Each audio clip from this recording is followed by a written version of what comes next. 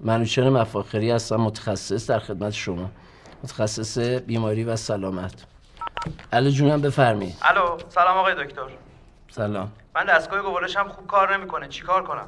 ملیه میخوری؟ خیلی میخورم. آب چطور؟ روزی 18 لیوان. تحرکم داری؟ خیلی.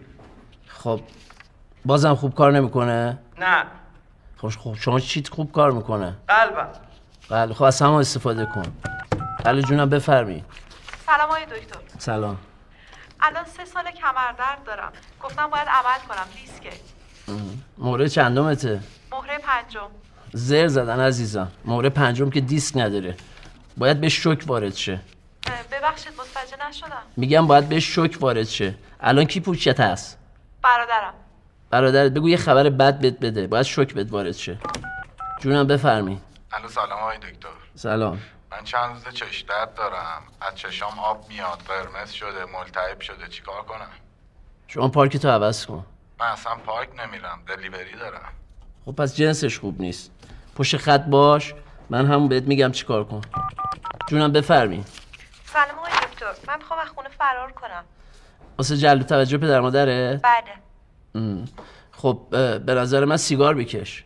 روزی 1-2 رخ میکشم. نه عزیزم، روزی 2 پاکت بکش، جلو پدر مادرت هم بکش.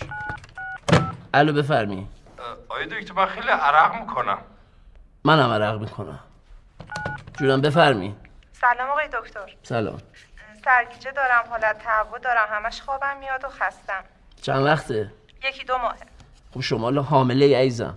نه من مجردم. خب ازدواج کن. جونم بفرمی. الو آقای دکتر. جونم بفرما. آقای دکتر از صبح سردرد دارم، کنترل ادرارم هم از دست دادم، دست و پاهم هم لمس شده، اصلا نمیتونم تکون بخورم، باید چیکار کنم؟